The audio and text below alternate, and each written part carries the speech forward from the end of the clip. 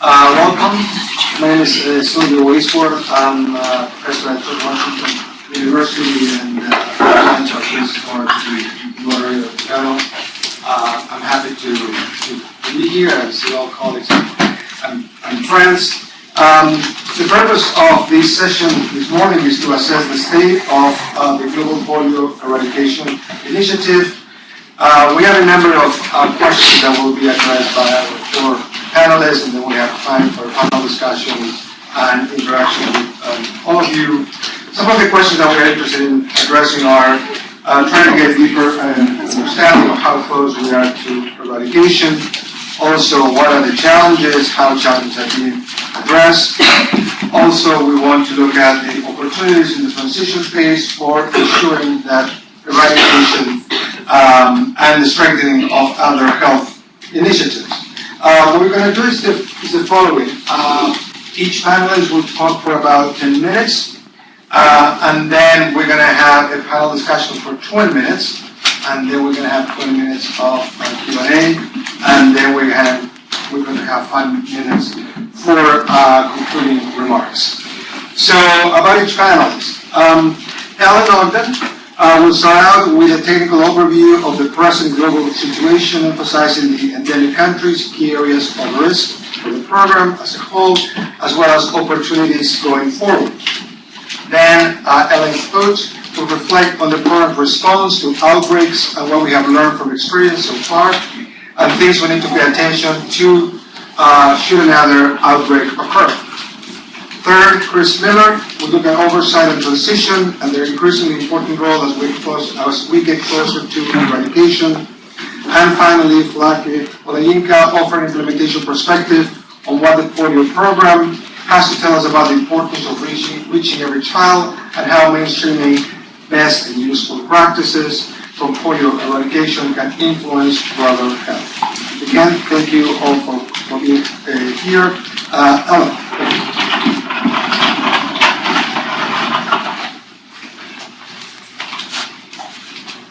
Thank you very much. It's a pleasure to be here. Thanks for coming. So I always like to start my presentations with pictures of kids. Just as a reminder that every dot on a map is a paralyzed child. So just let's keep that in mind as we go forward. Next, please. The polio endgame strategy that's currently been adopted by the Global Polio Initiative and all of its partners has four main components. One is to detect and interrupt virus transmission, OPD2 withdrawal, and IPD introduction, and obviously strengthen immunization systems. Number 3 is containment and global certification, and 4 is transition planning. I only have 10 minutes, so I'm going to go through just some of the highlights of this pretty quickly, of where we are. Next, please.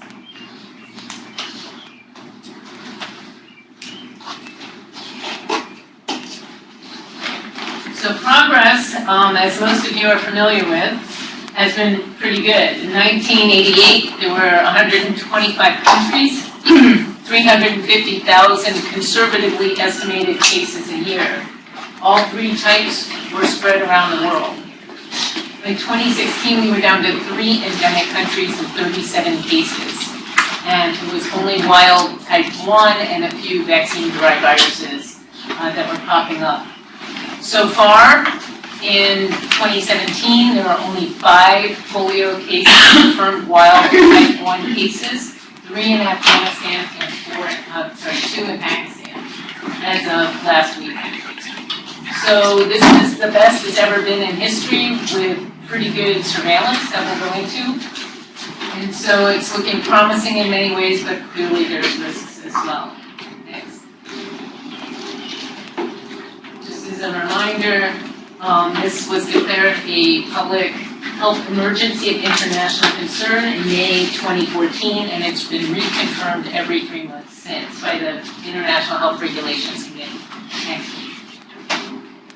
This is the last 6 months. You can see the concentration of cases, 3 in Afghanistan, 2 in Pakistan, and a couple of BDPVs. So we're really dealing with a fairly small geographic area of known wild virus transmission. Next, please. Let me go into a little bit more detail, Afghanistan and Pakistan. Next. You can see historically, this is 2016, 2017. I need to stand here for the audio, I guess. Yeah. Okay, so you can see the where the red circles are, those are the highest corridors of transmission. It's also the places where we've had the most insecurity and where the largest number of mobile populations and where people living on the border communities are very challenging to reach. So the recent technical advisory group meeting met and looked in detail at both the AFP cases as well as the expanded environmental samples. And what it's showing is that the genetic diversity of the AFP cases is going down, but in the environmental samples we're still picking up a slightly broader genetic background. So we know there's ongoing circulation, we have a sense of which communities it's in, and so there are now enhanced efforts to try to work across these corridors of transmission. And some of the highest risk populations are movement within reservoir areas, the population straddling the border, nomads, and returnees. There are Afghan returnees coming from Pakistan into Afghanistan and vice versa. So there's lots of people crossing the borders. And there are 11 permanent daily immunization post-Afghan formal borders. This is all being enhanced as well as mapping where they're going to and where they're coming from. So we can get them along the way as well as identify new settlements as they get established. Next, please. Just to show you that the number of inaccessible children due to insecurity is declining in both countries. It's not gone, but we are having increased success in getting into areas that formerly were not accessible, either in Pakistan through the help of the Pakistan military or in Afghanistan through the use of local access negotiators. Next, please. Nigeria and Lake Chad. So as you know, in 2016 there were 4 wild type 1 cases reported from Borno. Those are in the red circle. But there was also 2 CVDPV type 2s from Borno and Sokoto. So this was clearly alarming. There are a lot of reasons why this happened. Gaps in surveillance, a belief that the surveillance data that had been coming in was quite accurate and distributed well, that we had been reaching as many people as possible. We knew there were some inaccessible areas, but we didn't quite know the numbers of kids there. So after this outbreak, it put a lot of focus on it. And now there are efforts underway to geotag the AFP cases, so we know exactly where they're coming from, where we have silent areas. There's more satellite imaging to identify missettlements, and there's more efforts underway to deal with cross-border and the whole Lake Chad region. In 2017, though, there's been quite a bit of VDPD type 2 isolates up in 6 in Sokoto and a couple from the rest of the other states. So this is definitely something we're keeping an eye on post the TOPV to BOPV switch, and how we strategically use monovalent type 2 vaccines. So it's an emerging area of concern. It's not one that we think is not comparable, but we're just aware of it and keeping our eye on it. Next, please. The outbreak in Borno led to a much larger outbreak response in the Lake Chad region, covering 5 countries in total, both with the BOPV as well as monovalent OPV. This is going relatively well, but again, in many of these places, they're remote, isolated, hard to find populations. So that's what folks are focusing on. Next.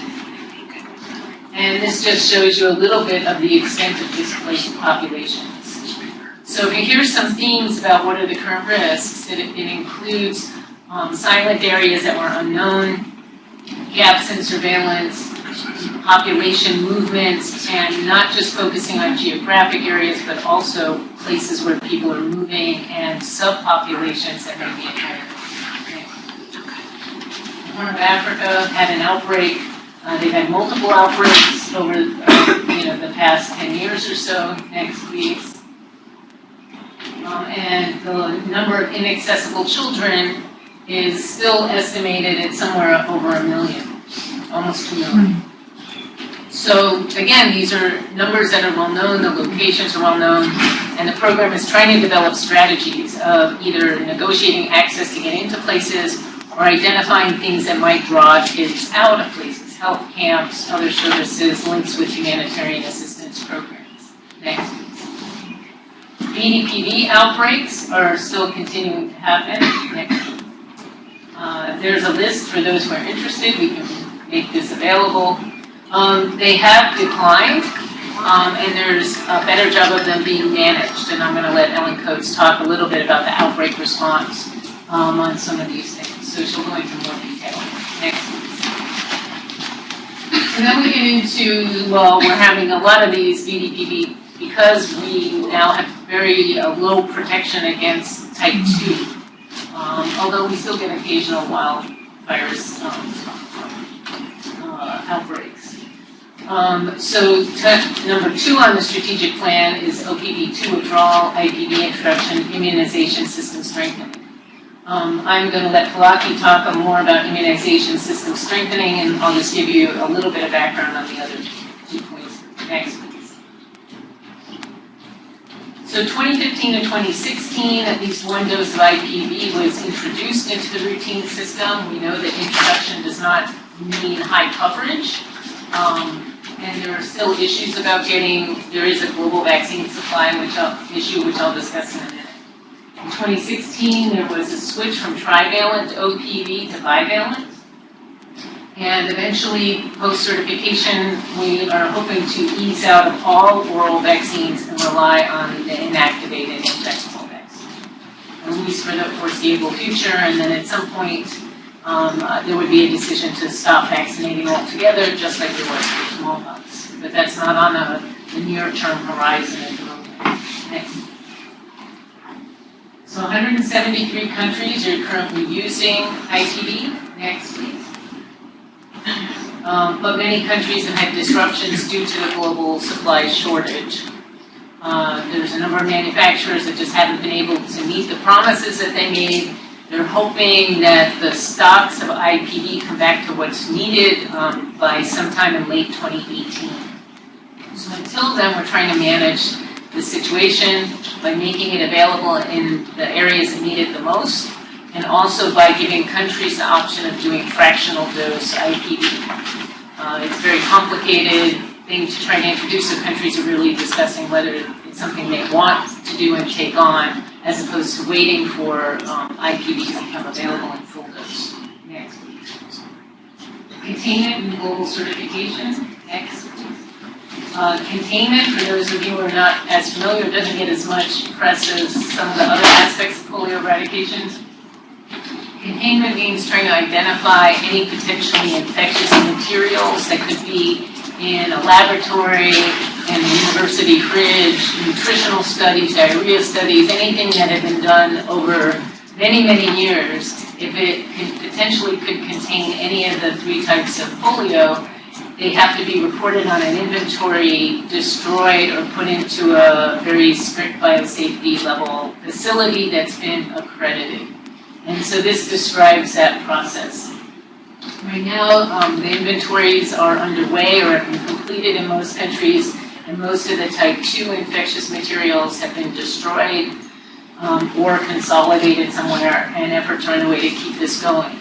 How far along containment is going to be needed for global certification is still under discussion. Next. The global laboratory network is quite extensive, as you can see, and is fundamental to determining whether we've eradicated polio or not. Multiple sources are used to determine whether a country or a region is eligible for certification. That includes AFP surveillance, it includes enterovirus surveillance, environmental surveillance, samples from healthy kids. It can include seroprevalence surveys, all of which depends on a really strong and accredited laboratory network. Next, please. So 4 of the 6 WHO regions have been certified polio-free. Only Africa and EMRO remain. Next, please. And on transition planning, Chris and others are going to talk about this more, so I just want to discuss one particular point, which is what would be some of the post-certification strategy goals. Currently, GPI is thinking that goal 1 is how do we contain polio sources. So we have to make sure that anything that would have potentially infectious materials, whether it's a vaccine production facility or a lab, are properly controlled or things are removed. Goal 2 is to protect populations, make sure that we immunize populations against unanticipated events, so immunity is going to have to remain high for the foreseeable future. Goal 3 is to detect and respond to any poliovirus introduction and have a rapid response to prevent further transmission. And then manage these functions and who's going to be responsible for the labs and polio surveillance and immunization. It's not going to be the GPI. GPI will probably sunset at global certification. And what body would come next and who would manage that and how that would be governed are still open for discussion. But that's what's underway. Next, please. So what do I see? And this is my list, not GPI's. Program risks. Obviously, low routine immunization continues to make it possible for the spread of virus or the conditions where BDPVs can emerge. We know there are SIA qualities, as a supplemental immunization activities or campaign quality issues, immunity gaps. There could be mistransmission on AFP surveillance, and I remind people that we only find 1 paralytic case for every 200 silent infections. So sometimes it's not a failure of the AFP system. They have silent transmission. You're not going to pick that up. That's why environmental surveillance becomes really important to see if we're missing anything that we're picking up in the environment. Looking at mobile and cross-border populations is increasingly challenging, but I think clearly of relevance beyond polio eradication and part of the larger humanitarian issues. Intersecurity compromised areas, trust in vaccines, containment, IPV supply, even OPV supply. We're not sure how long manufacturers are going to stay in the game. General complacency by governments, national all the way down to the local level. Maintaining funding so we don't ramp down too quickly, and if there's poor transition planning. So there are a lot of known risks. And what we don't know is what the virus is going to do in this new vaccine environment. We phased out TOPV, we're BOPV, we're using monovalent OPVs, there's lots of different changes. There's assumptions, educated assumptions on what will happen. But clearly we don't know exactly how the virus is going to react. So we need to be prepared to respond, but we should be proactive on the things that we know about. But I also see a lot of reason for optimism. It's the lowest number of cases in history. And so the strategies that have been put in place are working. And as new challenges come up and they're given flexibility and innovation to try to address them, I think that's also working. The decline in genetic diversity overall worldwide and in these countries is encouraging. We're honing in on those last remaining absolute reservoirs. We're expanding environmental surveillance, so our ability to miss something is going down, and our confidence in what's happening is going up. They said, we know the risks, we know that solutions are possible. There's windows of opportunity in insecure areas, and that's a very fluid environment. So hit and run strategies, as they call them, going in after the military clears out an area, the program's adjusting to reality on the ground. We have more evidence-based communication strategies than ever. increasing the use of technologies like GIS tagging of AFP cases, but also using mobile phones and remote monitoring to have people check in and see if they're really getting to every settlement and every household. And we have baby registries in a lot of high-risk areas where we're actually tracking routine and campaign doses. The program internally has identified cost savings in a way of trying to reduce the burden on external donor support. Transition planning is improving. I think it got off to a very rocky start, but it's gaining momentum and more clarity as we have more discussions. There's much stronger oversight and governance of the program with the Polio Oversight Board, the INB, the Transition INB, there's a lot of them. There's country-led efforts and ownership, and where it happens, it's been very, very strong and important. When Nigeria took it seriously and put their own money and had skin in the game, it really worked. Pakistan, we're seeing that as well. Even Afghanistan, they're really working well across ministries and as whole of government. And the accountability frameworks that are being put into place are reducing the falsified data, zero tolerance for any bad behavior on the part of anybody, politicians, health workers, vaccinators, anybody in the program. You don't get a lot of chances you're out if you're found falsifying anything. Next, please. Just as a quick reminder, it's the largest effort outside of armed conflict in the world, with over 20 million volunteers, health workers, lab techs, vaccinators, mobilizers, all dedicated to the common goal of preventing childhood paralysis. Conservative estimates are that 13 million cases of paralysis have been prevented since 1988. And that's it.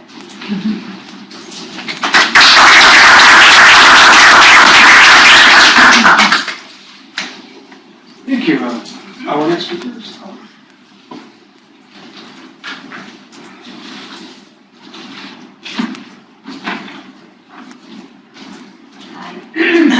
Can you hear me? Great, thank you.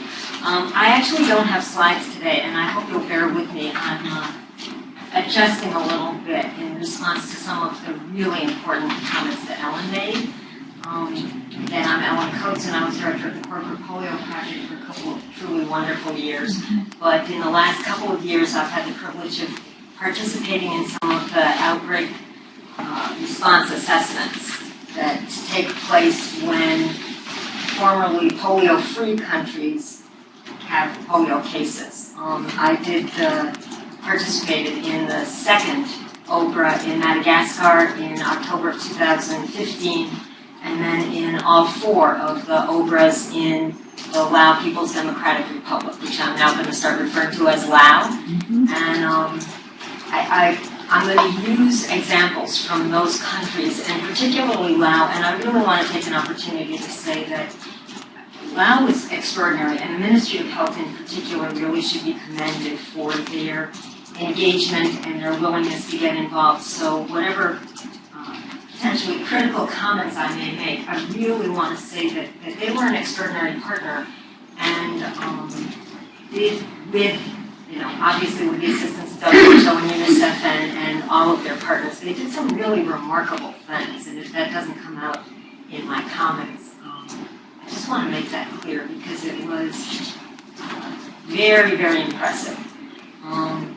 So when there is an outbreak in a formerly polio-free country, a whole GPEI protocol kicks into place, and that includes these outbreak response teams visiting the country, and they are theoretically independent and made up of the best combination they can find of people with expertise in immunization, surveillance, epidemiology, and communications.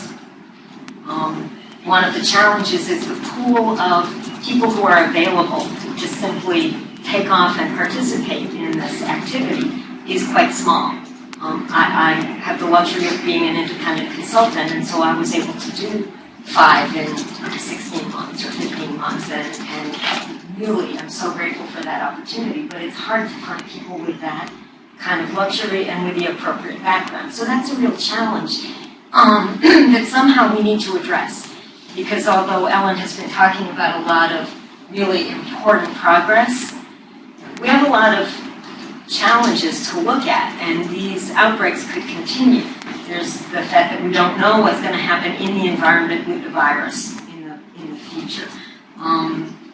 We do know that there's still the possibility of wild polio cropping up. There are a lot of places that we just can't get to, or we can't be sure that we're getting high quality data. There's also the issue of EBPVs, and in both Madagascar and Laos, it turns out that the outbreaks were due to circulating virus that had probably been in the environment undetected for really quite a long time. And in Laos, it occurred in the Mon ethnic population, which is underserved, and there were issues around lack of trust between that population and the government. It was two-directional lack of trust, and as I said, the government was pretty extraordinary in stepping up and really trying to do the right thing. And I think that contributed to a pretty rapid containment of the outbreak, and will make a difference for the future. And I think that the OBRAs contributed to that, and that is one of the things that I want to talk about. But you do still have the potential for circulating vaccine-derived virus that hasn't gone away, and there are still areas of the world where we just don't know what's happening. And as Ellen pointed out, for every case that you can actually detect, there are a couple hundred that are silent. Again, we just don't know.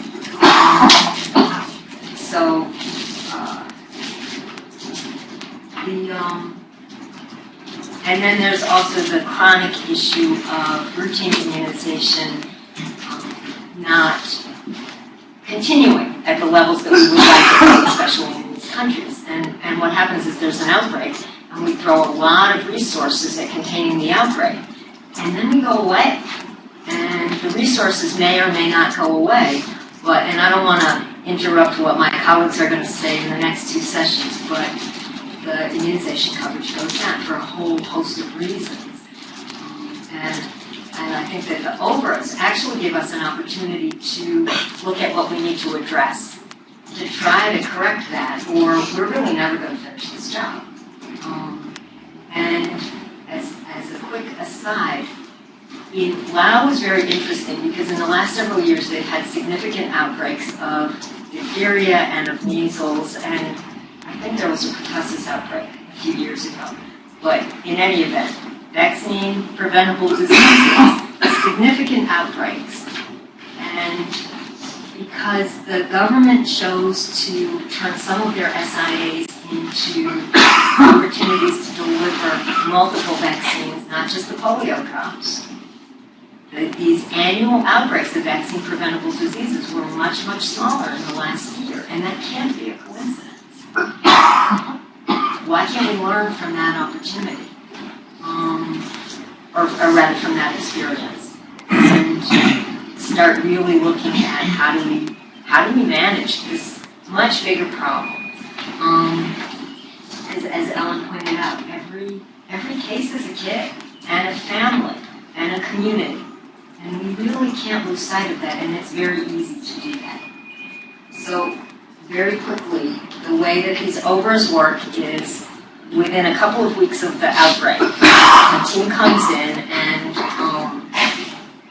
they look at the quality of the response, including advocacy and the political response. They look at SIA planning and implementation, routine immunization to some extent. We look at what's happening with AFP surveillance, and we look at what's happening with communications. And those assessments occur every 3 months. In some places, it's a completely different team each time. In Laos, the government asked for consistency in the team. I think there was a lot of value to that. So there were 3 of us who were in all 4 of the assessments. And then there were other consultants who came back and forth. Is that the time I have left? All right, I've been much, much, much too talkative. I apologize. we don't know what we don't know. In Madagascar, we went into a community where the district health officer thought that everything was great, and there were 6 women who every day were sitting outside that district health office on the lawn selling produce. Not one of their children had been immunized. No one had even talked to them about it. And although we found that they knew something about polio, they really didn't know what was going on, and they were right outside the office. And we all have stories like that. The OBRAs have the opportunity to find out those kinds of facts. If you can bring the local people with you, that's better, because then they see too. But if the OBRA teams aren't completely independent, and by that I mean, great, have a regional person, but don't have local WHO and UNICEF and ministry people with you, because people won't talk to you. Or for whatever reason. We need independence. This is fact-finding. This is not data collection research. Right now there's a review of the tools going on. We really need to make sure that we're not overwhelmed by a lot of tools and a lot of questions, and can be very flexible and collect the information and pursue the challenges that we find. We need to really be advocating for environmental surveys and for including healthy children in our samples. In Laos, whenever there was a case, they sampled contacts. Unfortunately, we found that their contacts tended to be from the same family. So again, the value of an OBRA team going in and really looking at what's actually happening, really on the ground. But at least they were trying to do the right thing. We need to be doing more of that. We found some challenges in both countries with WHO bureaucracy creating real financial and funding hurdles that were almost impossible to get over and really compromise the potential for activities to work.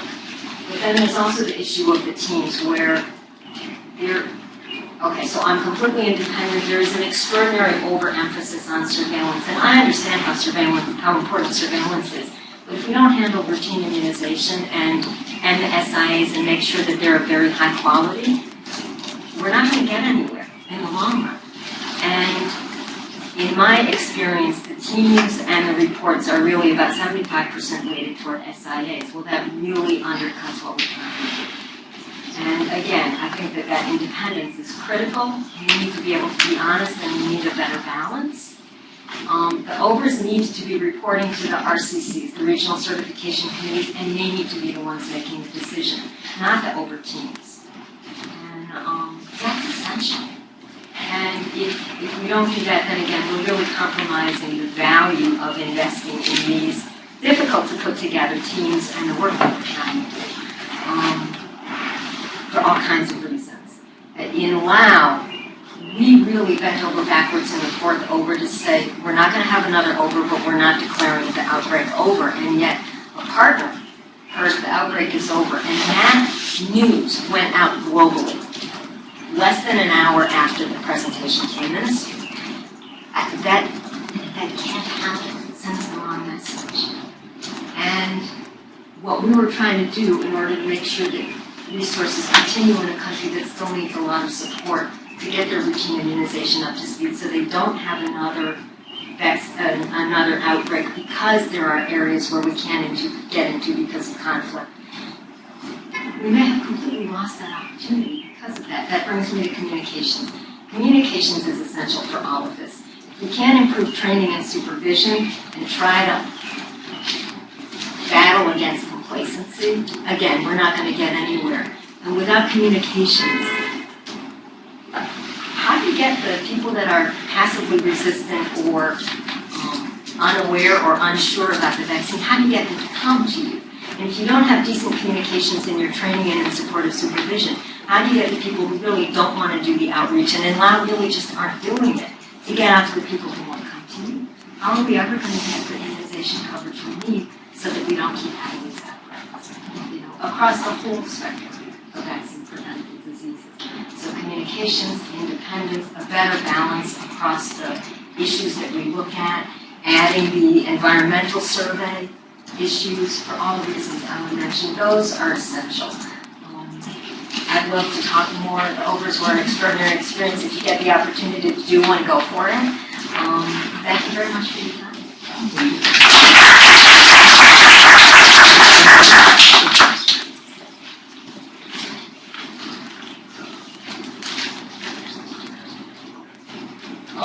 morning, everyone. It's a pleasure to be here and to be part of such a distinguished panel. I'm Chris Millard. I work with the CSIS Global Health Policy Center. For those of you not familiar with CSIS, we're a nonpartisan, non-advocacy foreign affairs think tank. And really, we provide policy recommendations to individuals in the administration and Congress on, for us, on issues of global health importance. I've worked with my colleague, Nellie Bristol, who unfortunately can't be here today, for the last several years on issues of oversight and transition. And a lot of what I'm going to discuss today has come out of either our research trips or our reports that we've written. So just give you a brief overview of where I'll go with this talk. First, looking at oversight and transition planning to date, just where the current state of the program actually lies. Giving a couple examples from trips that we have taken to kind of highlight some of the major lessons learned. Then looking at oversight and transition planning going forward. There's recently been some restructuring, particularly around the oversight aspect of things, and getting into the reshuffling of the IMB and the newly formed transition independent monitoring board. And then posing just a few questions to the group going forward that might help spur some conversation in the next part of the discussion.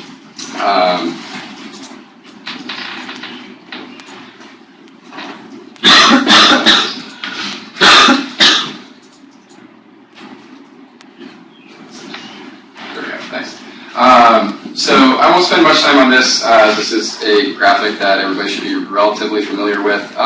Just looking at the overall top-level basic governance structure of the GPEI, with obviously your 5 core partners feeding into the Polio Oversight Board, and then different bodies spinning off of that, whether oversight, implementation, regulatory.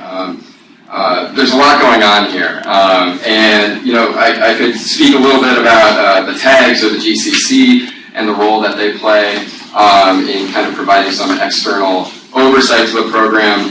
The one I really want to focus on, though, is the IMB, as I pointed out, the one I have much more experience with.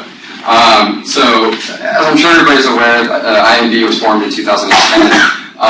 It was really kind of born out of this period of stagnation in the overall polio program, where we witnessed this tremendous drop in the number of cases worldwide from 1988 from around 350,000 down to approximately 500 by 2001, and then we kind of fluctuated over the next decade or so between about 500 and 2,000 cases of wild polio virus. And so really this was a time that was ripe for thinking about new initiatives, new thinking, how to unstick the program and really get us over that hump towards that final goal of reaching zero.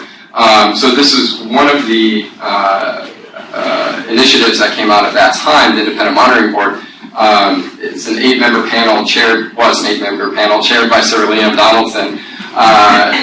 Really the purpose or the additional value that it brought to the overall program was being independent. Having independent eyes on the program, being able to provide critical analysis that core partners might not necessarily be as able to make, donors might not be able to make, might be too close to the overall program to see. The IMB was really able to bring a lot of that critical lens to the program.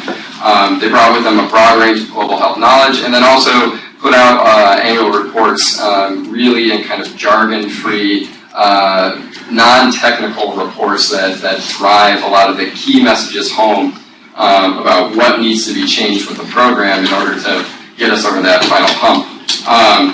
So I won't go into all of these, but just some of the impact that IMB has had, either directly or indirectly.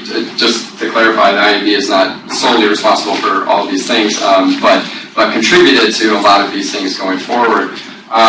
Whether it was elevating the discussion for the call for emergency declaration for polio, changing the focus of the program from every child reached to every child missed. I think that was a very important change brought to the program. really focusing on the role of frontline staff and honoring the frontline staff and the contributions that they make, because they're really the backbone of this entire thing, and so on and so forth. IMB really has had a lot of impact on the program to date, bringing that independent oversight.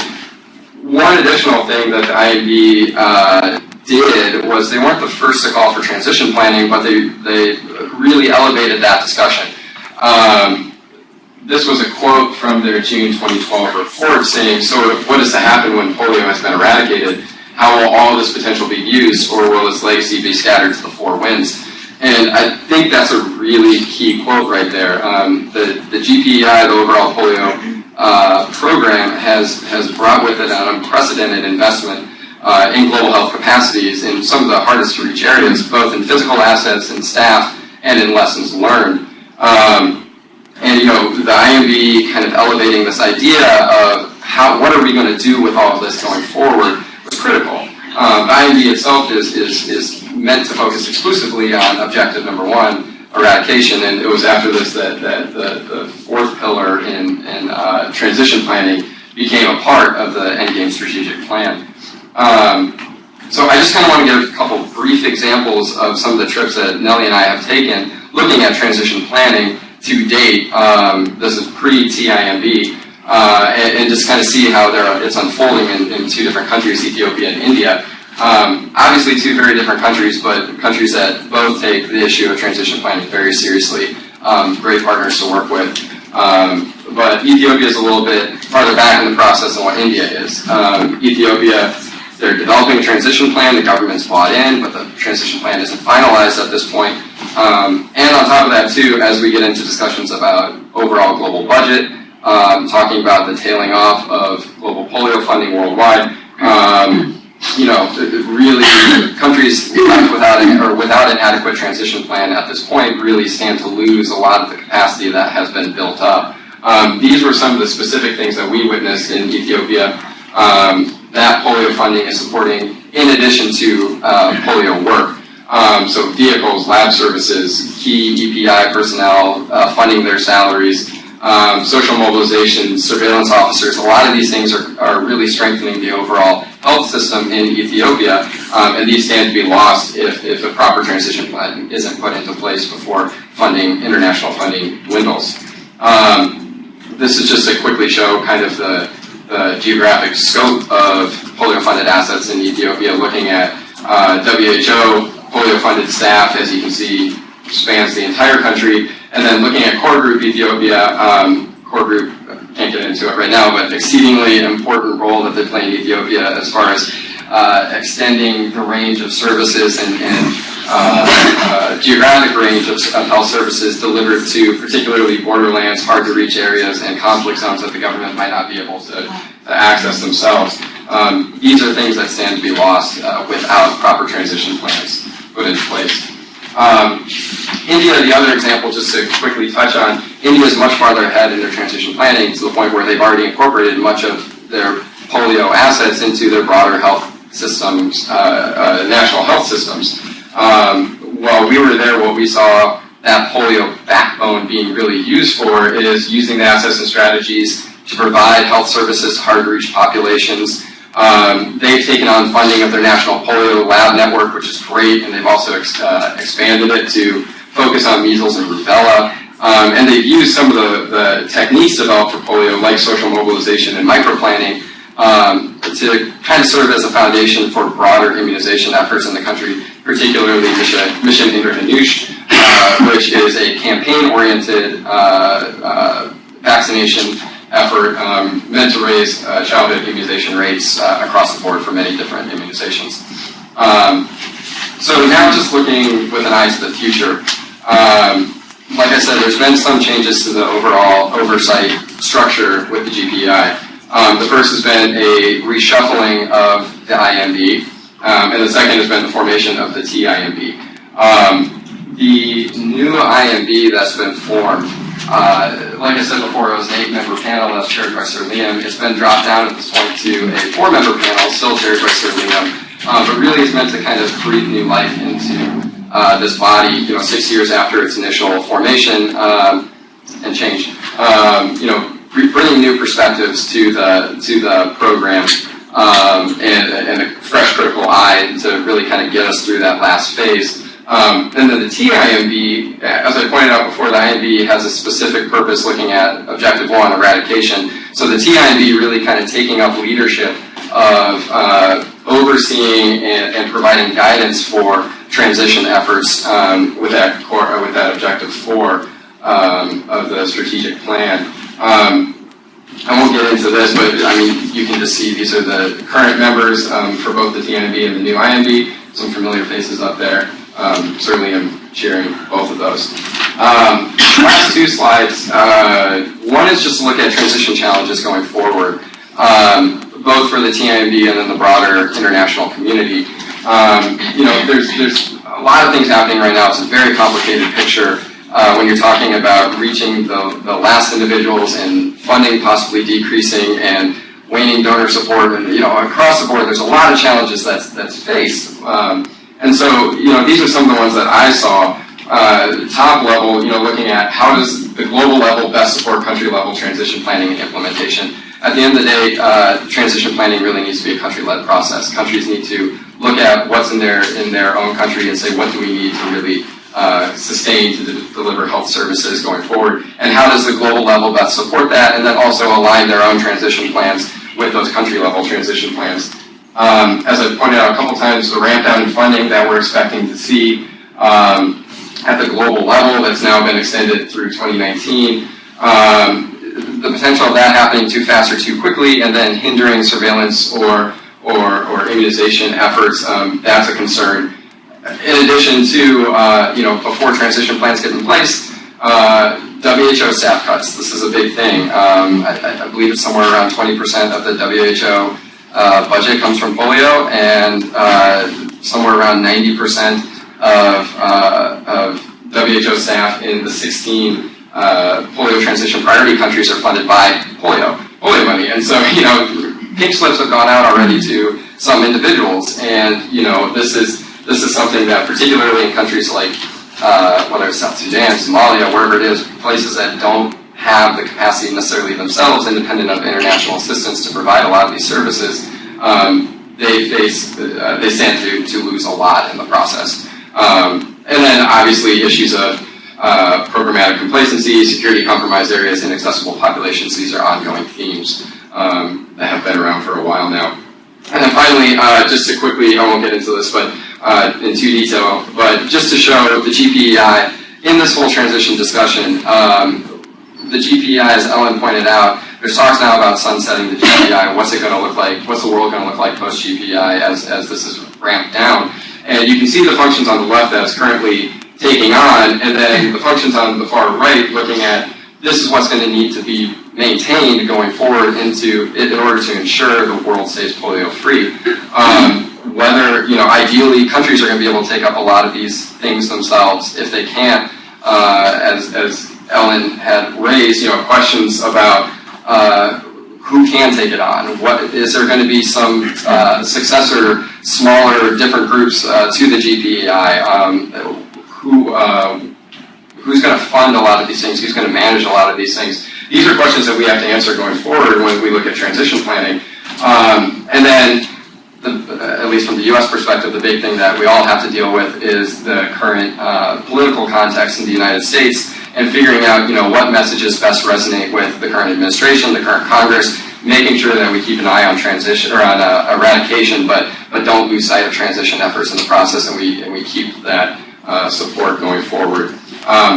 So I went over time. That's my prepared remarks. Thank you very much. I did also bring a few of our reports from CSIS. I outlined a lot of our recommendations in more detail from Ethiopia, India, and the IMB. So if you are interested, feel free to either go to that link or see me afterwards. So thank you.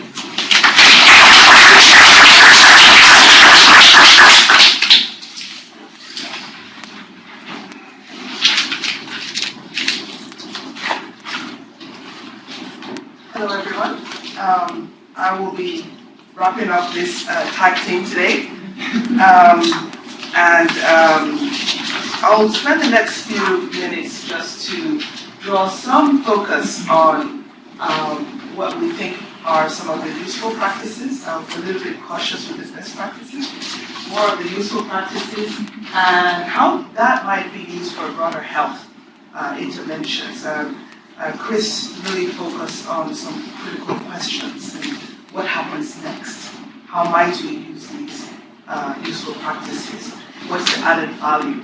And so I'll spend the next few moments to bring some highlights on that.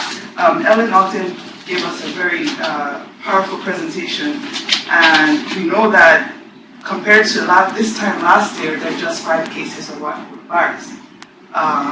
Last year, this time, there were 14. It's the same countries, but I mean, there is some real progress. But if it serves us well, we know that overconfidence or complacency can be a real enemy here at this point. And so looking at the issues around optimism, but also really focusing on issues that present a risk. If quality of the immunization or the supplemental immunization is low, consistently and repeatedly, we take our eyes off the ball, again, it opens that whole chasm for resurgence. We also don't know what the polio virus and how it will behave in this new environment. But we also know very clearly, and Ellen puts really stress on this, that if routine immunization is not strengthened, that definitely is one of the risk factors that we need to deal with. If you look at the immunization performance globally in the last 5 years, it's pretty much stagnating globally. Some countries have made progress, others have actually declined in their progress. And keeping our eyes on this to understand what those factors are. What does it take to actually strengthen the routine immunization system to be able to prevent outbreaks such as the type that we are seeing? Now, I have a few slides, but they're play slides, as I like to call them, but just to trigger our attention to a few things.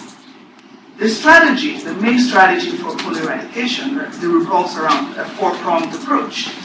We've talked about them. Routine immunization being one of them, a very strong routine immunization. We talked about supplemental immunization for the polio vaccines. We've talked about targeted mop-up campaigns, and then, of course, surveillance. And I believe that one that has received probably the least attention for many years has been routine immunization. We know that there is increased focus globally, but there are many parts to strengthening routine immunization. I'd like to quote Robert Steinglass, who's here today, that if you have vaccines that are purchased by Gavi, vaccines don't deliver themselves. You actually need a strong routine immunization to reach every child, every last child.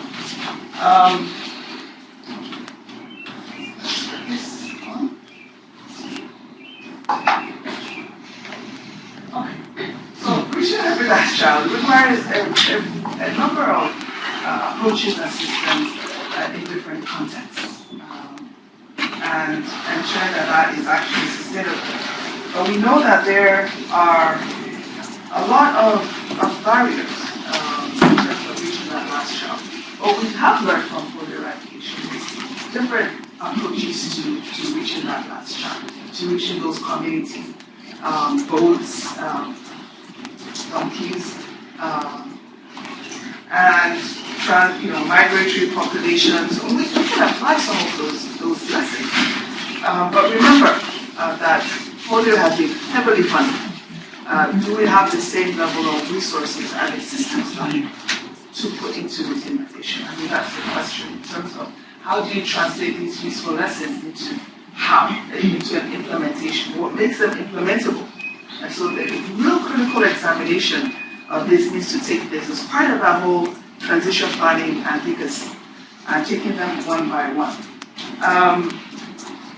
We know that one of the very pragmatic and excellent processes, I would say at this point, that precedes the polio eradication, but probably was taken to a new level with the polio eradication, which was actually around microplan. But before I get into that, I'm not going to show this, but this is a very fun animated video. You find it on the GPI website that really talks about, climbing every mountain, getting through all the rivers to reach every last child. You can look at this, the links are there.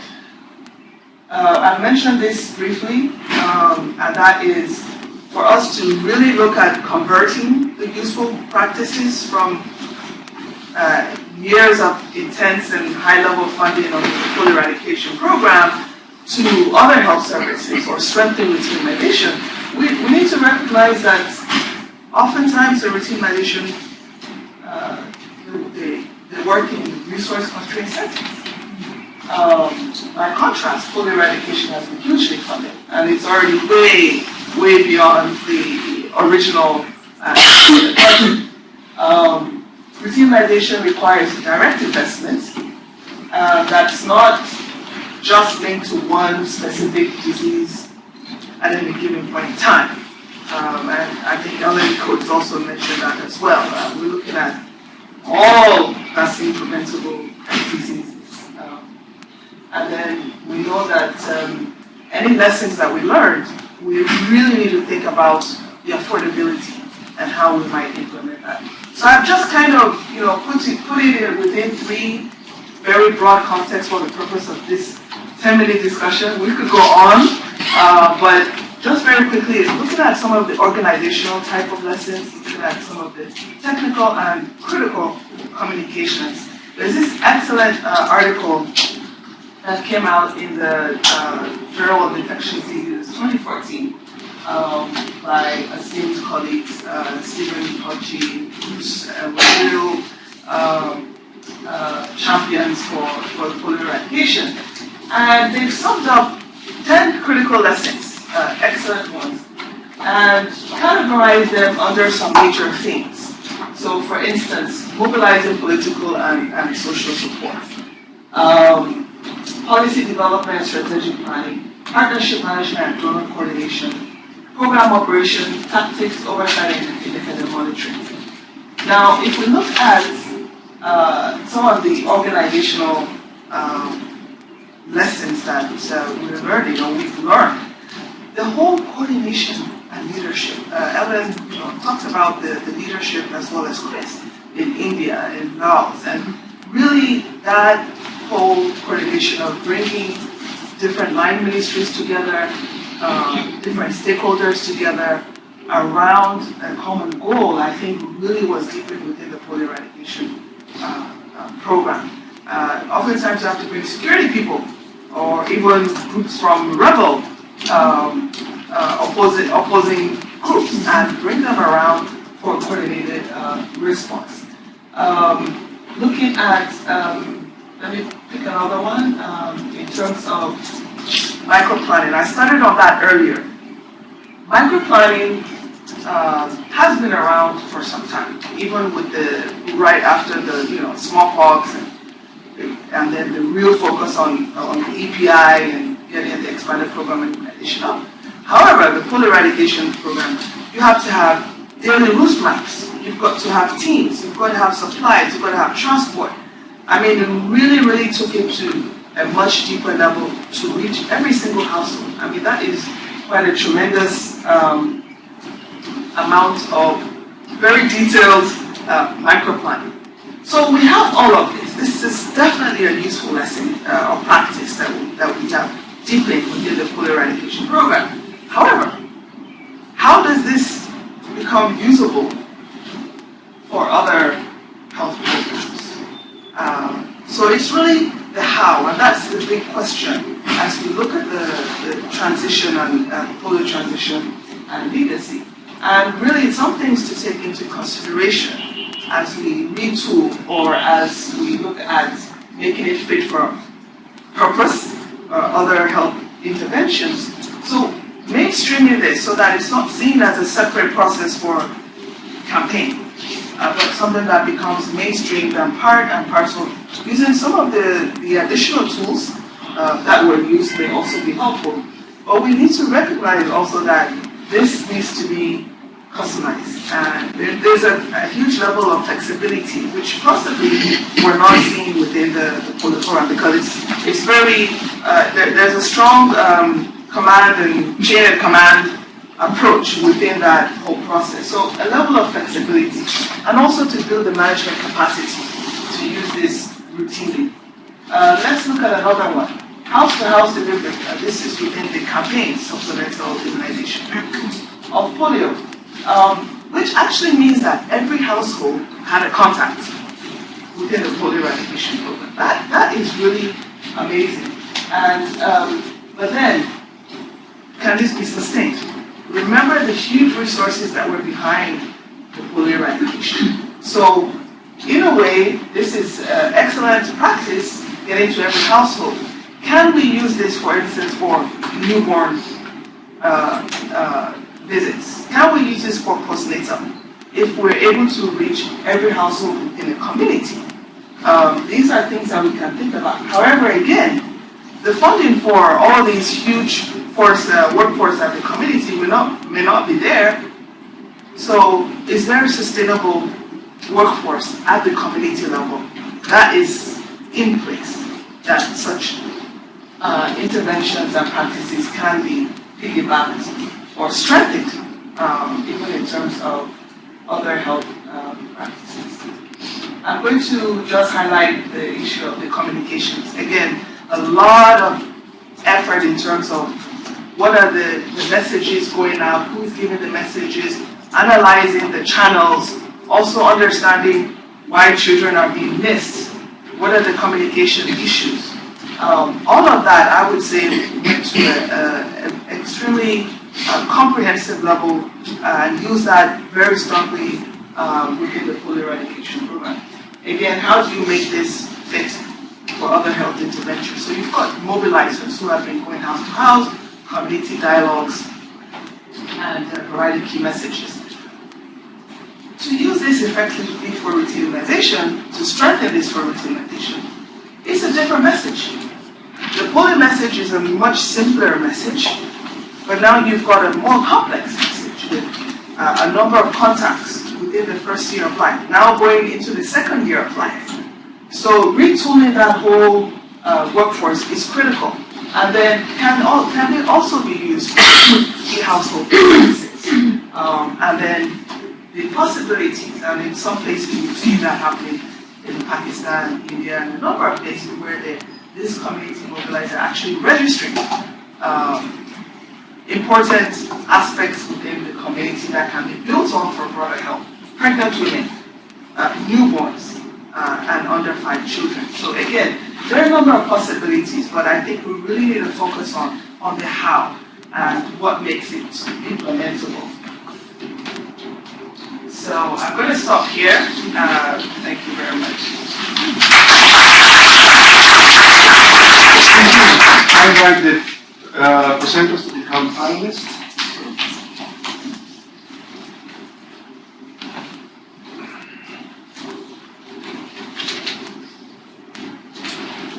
So, I was wondering if you have any sort of initial reactions to what you heard so far.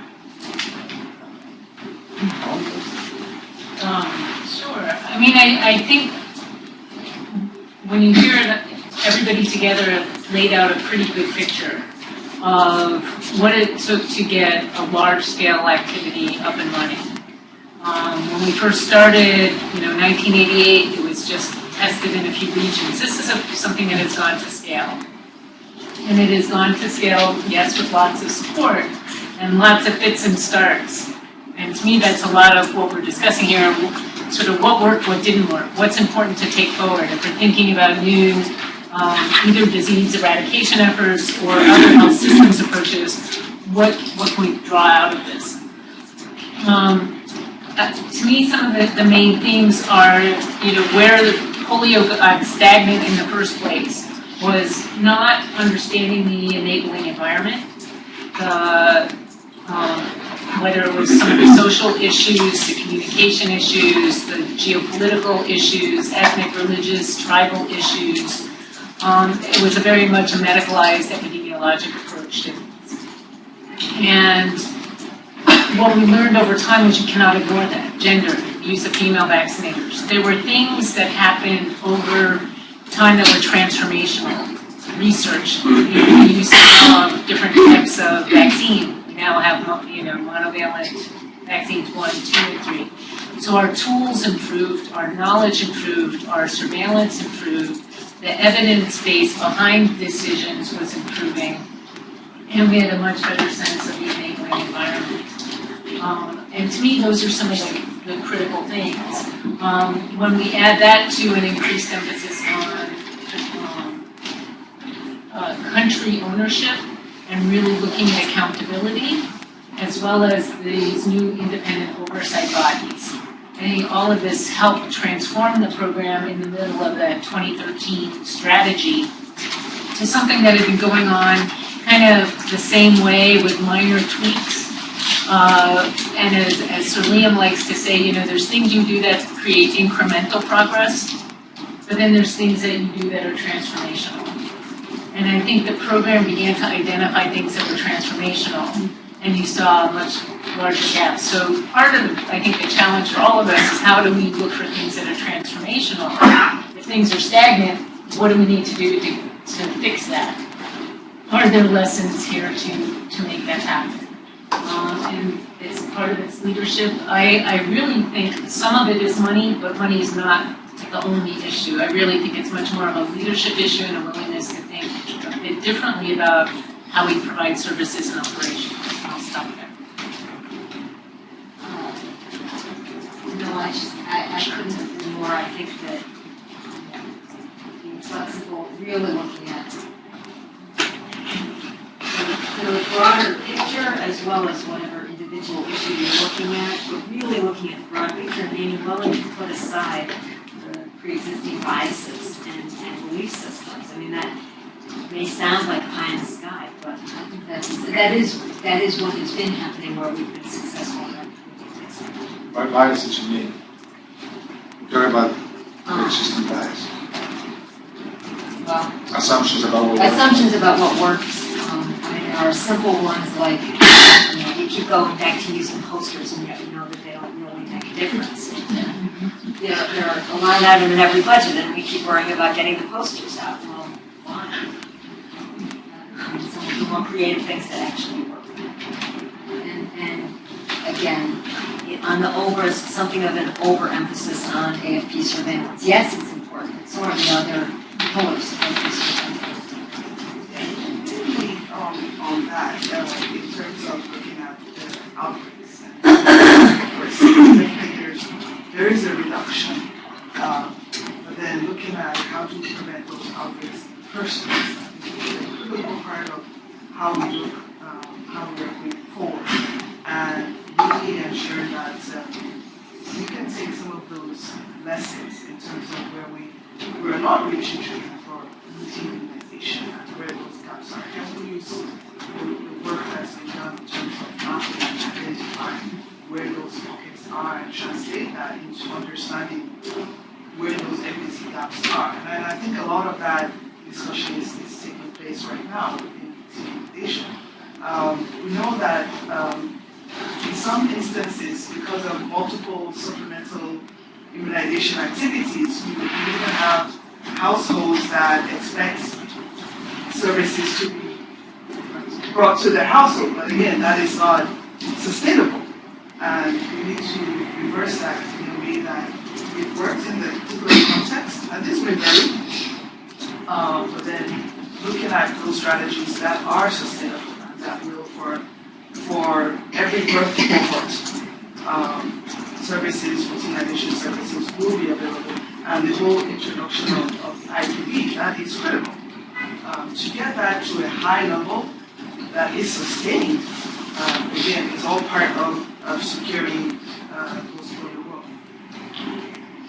Yeah, and then just to kind of add on all of this, I agree with everything being said.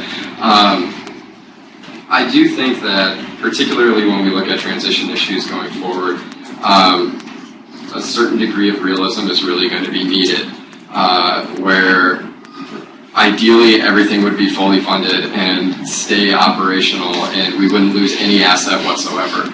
But I do think hard conversations are going to be needed to talk about, okay, what is vital? What can go by the wayside? What other initiatives? I mean, we've brought up some different initiatives that assets might be transitioned towards, but whether it's global health security agenda, whether it's something like measles and rubella elimination, whatever happens to be, different entities, different bodies, different governments really needing to make that hard assessment to say, okay, this is what we have, can we use it? Because additionally too, I mean, you know, we can't necessarily just say that there's going to be an across-the-board transition of staff or personnel to other endeavors when they're trained to do a very specific job. You know, people who are trained to deliver oral drops can't necessarily deliver injectables. And, you know, that's something that can be trained, that's something that can be revamped, but, you know, these are all things that are just going to have to be part of this conversation and adding to this overall complexity of the situation that we kind of face today. In the context of all of that, again, if we start looking more creatively at training and supportive supervision for people who are out in the field doing that, how do we train them? How do we ensure that they're actually doing the job? We saw that in India, and granted, it took a long time. I'm not minimizing that. It took a very long time in India. But what can we learn from those experiences so that people actually maybe feel pride in the work that they're doing around immunization and want to continue it instead of really refusing to do the outreach that's going to get the kids that are so vulnerable? You know, that touches on communication, that touches on training, but if we could address that underlying issue, then maybe some of the other challenges would be as well. I see that there are other people who like join the show as well. Yes.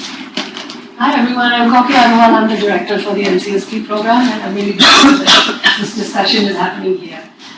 So one of the challenges that we face is as a comprehensive maternal and child health program is to scale up high impact intervention. And as Ellen said, that this was a program that was at scale.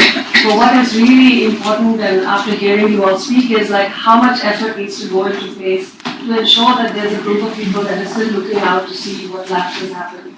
Even if a program is working at scale, and this has huge implications for every high impact intervention that we work with, not just And then I think the second point I wanted to raise was based on what Falake was saying in terms of such fabulous lessons that have come out of this program and also out of the immunization world in general that the RM and CH community can adapt. I think we really look to our immunization colleagues to help us integrate those best practices.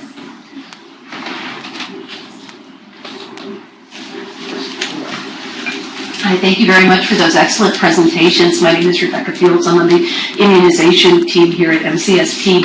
And I just wanted to bring up, come back to some of the excellent points that Falake raised, and maybe bring up the issue of how do we approach the issue of transitioning those assets in a post-polio world. A few years ago, I was doing a lot of work for WHO and the Measles Rubella Initiative to develop a manual for countries on how they could use their measles SIAs, their campaigns, to try to strengthen routine immunization. And what I found was that there's quite a different perspective between those whose starting point is the control of a given disease as opposed to those whose starting point and perspective is the routine immunization system. For example, from the perspective of those working on campaigns for a given disease, to control a given disease, there might be this sense that, well, our assets in terms of, say, refrigerators that are purchased for the campaign can benefit the routine immunization system. From the perspective of routine immunization, however, what we found in case studies on this very topic of this interface between campaigns and routine immunization was that the need was maybe not so much for the equipment, but for the fuel that keeps that equipment used in perpetuity even after the campaign is over. So just in thinking about moving forward with planning for a post-polio environment and how those assets can be perpetuated, I think it would be valuable to consider active involvement of those in routine immunization on an ongoing basis as to what their concerns and needs are, and then try to map out how those assets can meet up with what those program needs are in the longer term. Thank you. This is more a comment than a question, too. I'm Judith Kaufman. I'm a recovering diplomat who accidentally got into global health and started working on polio when we had the Nigeria crisis.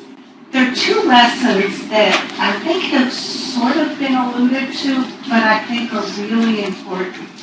One, Ellen, you talked about enabling environment and over-medicalization. And as a non-medical person, I'm looking back, Nigeria, the polio crisis, Ebola, we've got to involve non-medical, non-health people in the response and in the planning. And then in thinking about the IMB, I think it made a huge impact on polio. And how to set up those independent, truly independent entities, and including on them non-medical personnel. Certainly is unique, we can't clone him. But the kinds of reports they issued that reached out to and were accessible to and usable by policymakers, that just can't be, that's really important. So those are two more lessons learned that I would add to the mix. Yeah, I would absolutely agree with that comment. The IMB has been an exceedingly strong voice and body in this overall process.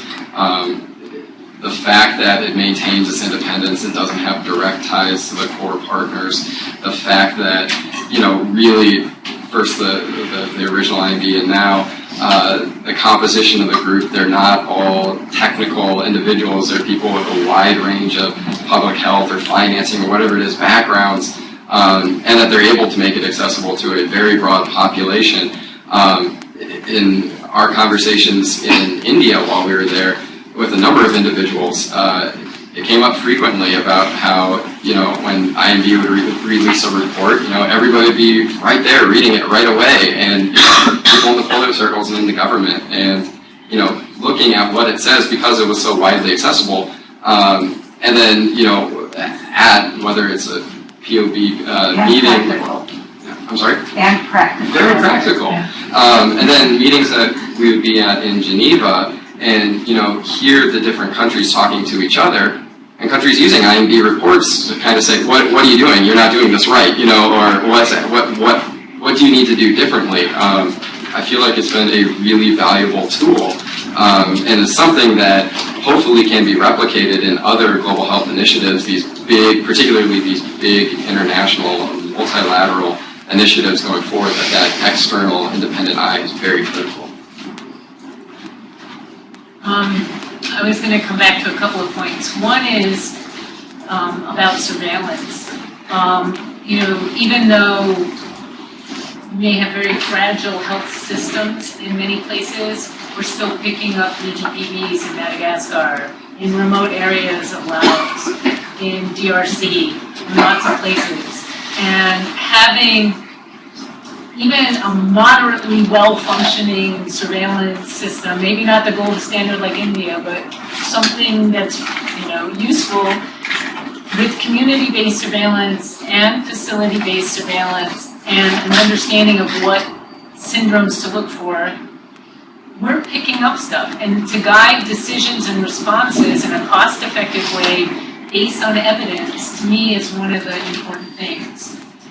And even for routine immunization, it would help, obviously, measles or rubella, if we go down that route, but even for routine immunization, I think if we started using surveillance data to guide decisions and understand our gaps better and some of those types of approaches, I think we would get a better handle on really where some of those gaps are. So that was one. The second thing I was going to also agree on the IMB issue, how important that has been, as well as the technical advisory groups. And when you have a complex thing or multiple things, having the right participation. But I think at the country level, having an independent technical advisory group as well as sort of an oversight body for the larger initiatives, I think is quite useful to do. And again, not terribly expensive to do. Those are all good investments. And then I wanted to come back a little bit to what Rebecca was saying, that and sort of this perspective. And one is for transition planning, there's a couple of components to that, and Chris can elaborate on this. Countries are supposed to set up a committee made up of the Minister of Health, Planning, and Finance to lead this effort. There's a process to map out all the assets. So that's all the people, what is polio currently funding, both those in the UN budget as well as the non-UN budget, FRR, non-FRR. And then asking the question, what happens if all of this money goes away? What does the country lose? And in that way, you, in theory, we're all working on this, and you would pick up whether there's fuel for the cold chain, or whether there's training for supportive supervision, and how do you mitigate that? And we have a couple of years period in here where we can try to look at how to do that. Is it working perfectly everywhere? No. They're learning about transition planning. They're also learning GPI can't be responsible for it. It's like a relay. They can bring it only so far, but then you have to hand the baton to somebody. It's not clear yet who we're handing the baton to. And who's going to take on that role of sort of taking useful practices forward and mainstreaming this. I personally think there needs to be a lot more leadership with some of the WRs, with the UNICEF country reps. The new DG, I think, is going to play a major role in this. Using the health or development partner groups at a country level to really discuss what's doable. How can we get some cross-fertilization here? Is where we need to be in terms of thinking through what's needed at a policy level. Is it going to mean changing the entire health strategy for a country to kind of shift best practices or useful practices? I think we need to be thinking a little more expansively about how you institutionalize some of this within the current structures. And again, I don't really think it's a money issue. I think it's a thinking issue, a conceptual issue that we should start with, and then look at where we fill the gaps. I don't think anyone's anticipating that the orders of magnitude of support that we need for an eradication program are sustainable. And I don't think most of the programs that we're working in need to be at that order of magnitude either. So some scale back, I think, is necessary, but without necessarily losing quality. I think we have time for a few more. Yes. Robert, and then... Yeah, thank you for great presentation. My name is Robert Seinglass. Obviously polio needs to be eradicated, but I think we have to guard against overstating what polio can do for the rest of the health system, as Falake was mentioning, and I think Ellen Coates was mentioning it as well. Just to pick up on one comment that Falake made, the real goal of the routine vaccination program is to prevent disease. The primary goal of polio eradication is to detect outbreaks, respond to them, and have a first-class surveillance system and laboratory network. And that is where they focus, and it's necessary. And those are really important assets to maintain post-polio, because every country should be able to have those skills and assets. But I think it's very easy to overstate what it takes to actually protect on a routine basis entire populations, irrespective of whether polio or measles or any other disease is present at any given time in any given place. Kids are born every day, they need to be vaccinated every day. And it's a whole different mindset and kind of thinking about how to prevent the diseases. It's more of a health development challenge than a disease control challenge. And that's where the polio eradication community, I think, fails to see the bigger picture sometimes. And sometimes the way that it's easy to explain that, I find, is to do an analogy. I said this a couple of years ago at an R4D meeting, and I'll say it again. Every community needs a fire department to be able to detect fires and put them out. But you don't generally rely upon your local fire department to come into your home to figure out if you've got functioning smoke detectors, if your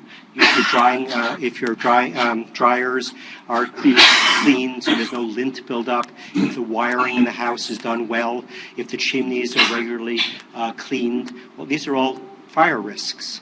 I think the routine immunization program is trying to identify through its actions what it takes to prevent the diseases in the first place. And I think polio tends to instead be more responsive, using great epidemiological data, but more responsive to determine where the risks for measles without figuring out how to prevent those diseases in the first place. And just just to give you an example, the supply chain, it's a fast chain in polio. In routine immunization, we need to make sure supplies are at every health facility when they need to be so that kids can be immunized in a timely way, not once a year, twice a year, whatever. It's a slow chain, and it requires different skills. I think Rebecca alluded to the differences between the two programs. And the last comment is, I think, Ellen Ogden, maybe correct me if I'm wrong, but the data that I've seen is that there are 4,000 WHO direct hire or contract hire staff in Nigeria working on polio. And let's get, I think, real. That's not a sustainable asset that can be transferred easily. So I think all of this asset planning and transition planning is really important because we're not going to be able to carry that over. And we have to make sure that what is carried over is fit for purpose beyond polio, including for the development of the health system and routine immunization. Thank you. My name's Craig Burgess. I work with the JSI and MCSP here. It was a great panel session. Thanks a lot. I had a question more about, and I'm going to be provocative on purpose, but more about the global governance and whether the panel really thinks there's an open, transparent debate and discussion going on in the transition planning. And I kind of reflect a bit, and I'm surprised no one kind of referred to the only other disease that's been eradicated, smallpox. And around that time, as far as I understand, there's a lot of discussion bouncing backwards and forwards between what's the next disease going to be eradicated versus, I do say versus, different paradigm as Rebecca's outlined, kind of primary healthcare, alma ata. And it went backwards and forwards. And there was a big surprise how polio got selected out of quite a few diseases that could have otherwise been tackled. And there are politics and there are lots of things behind that decision. So here we are again, looking on the verge of polio eradication. And I feel, certainly in the governance that's set up, there isn't necessarily a healthy debate going on. The agendas are being quite tightly controlled within the IMB and within the transition board that is keeping it very focused on a disease control paradigm, and I would say a kind of top-down approach. So I look at some of the members of the board, and I look at some of the dialogue. And Koki has also said, let's hope that the immunization community invites MNCH, and I would go broader than that, even systems thinker, health systems thinkers into that debate. And I haven't seen that.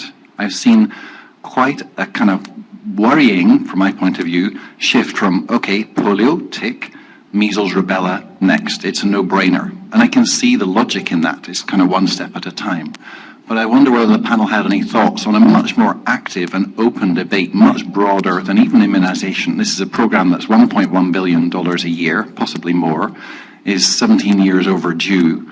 And I don't see the kind of healthy debate, which is much broader than just the control, disease control paradigm and kind of immunization-centered focus. And I may well be wrong in that, and it's a perception, but I wanted to kind of provoke a bit of thinking behind the panel's thoughts about how the transition will actually go and move, considering we've moved quite a long way from the debate of the smallpox era.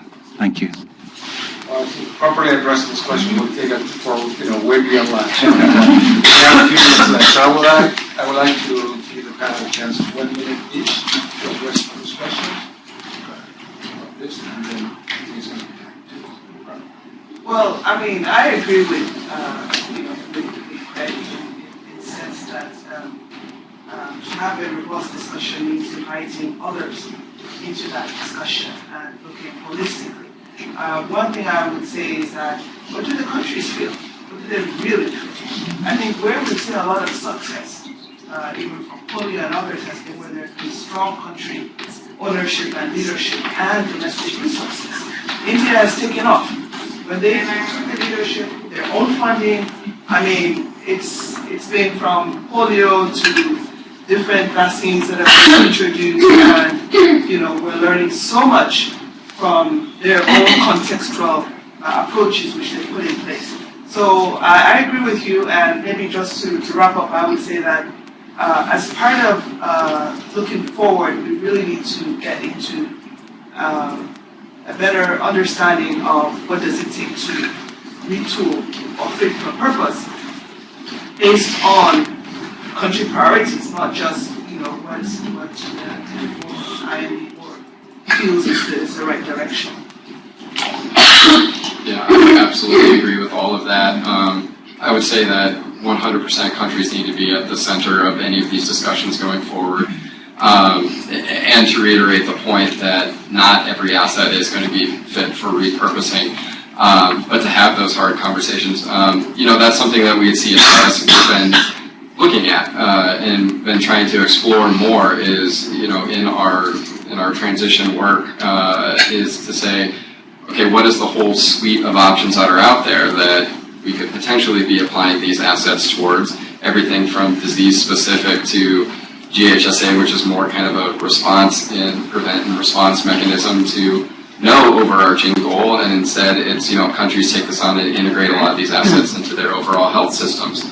I think it's a conversation that is going to be intense going forward, and it's not going to be answered here today. But I think the important thing is first to keep the eye on the ball in terms of eradication, but B, really not to get bogged down in a lot of details and kind of let some of these assets go by the wayside because of the fact that a decision could be made. I think that's important. So I'll try to answer Craig's and Robert a little bit. So where I sit, I spend actually quite a bit of time in looking at WHA background papers and executive board and UNICEF board background papers, and there's a whole lot of debate going on amongst member states on what should come next and what's the timing of that and when should things happen. Some of it relies on SAGE recommendations, and that has a body for broader debate and discussion. And I don't necessarily think there's a lot of strong interest from either the countries or the donors to go immediately into measles or rubella, even though there's quite a lot of local people writing about it and championing it. I'm not quite sure that there's consensus on that, and there's a lot of discussion and debate going on, probably not in a openly public forum, but it's pretty open amongst all of us that are looking at policy issues.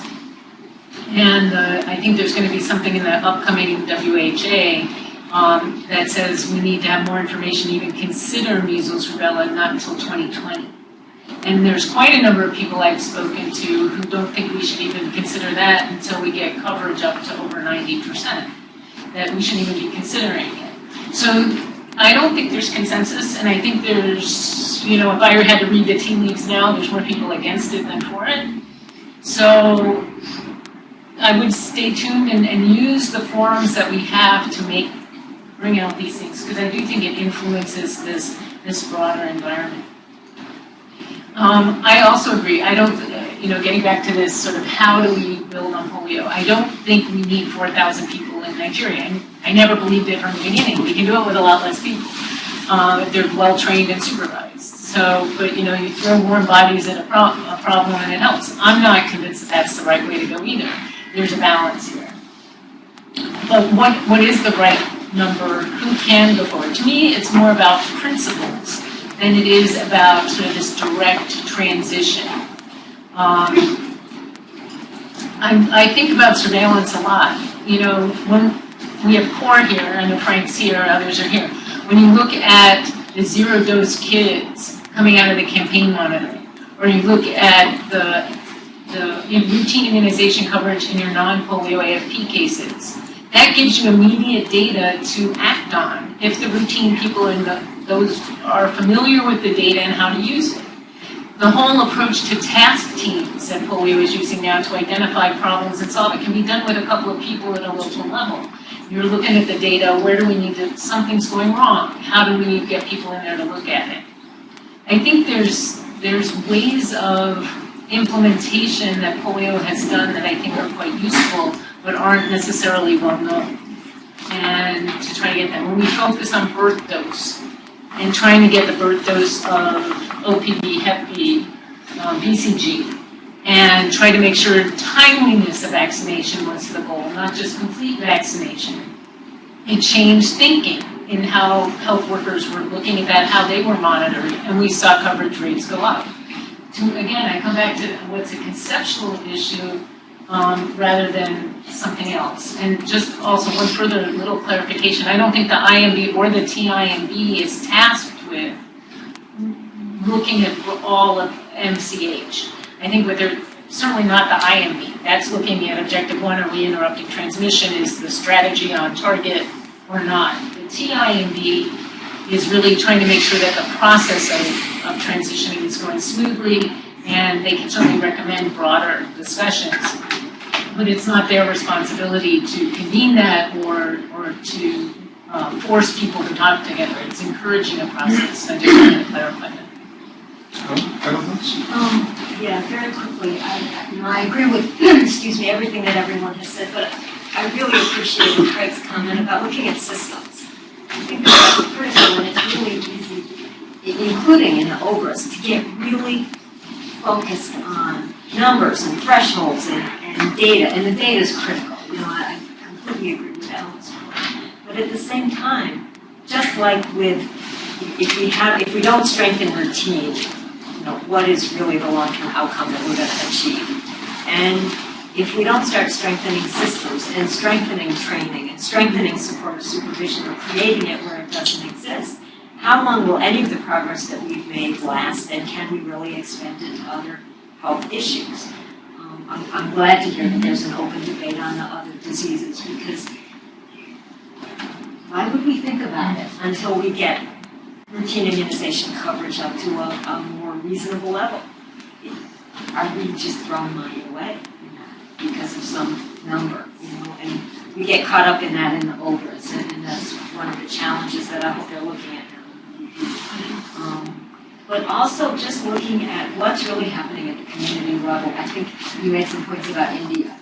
Well, in India, at least in not just corporate polio project areas, but social mobilization network areas, including what the UNICEF people were doing, when data started trickling down to the people actually working at the community level, and they started understanding what the data meant. And for them, it's what it meant in terms of their own children and their neighbors' children. And I think the same was true with some of the surveillance as well as immunization activities in Ethiopia. It made a big difference. And I think that's something that we lose sight of, especially at the global WHO UNICEF level, that we really shouldn't lose sight of and should bring into the run. Thank you very much. Our time is up. Thank you all for coming here. It's been a pleasure.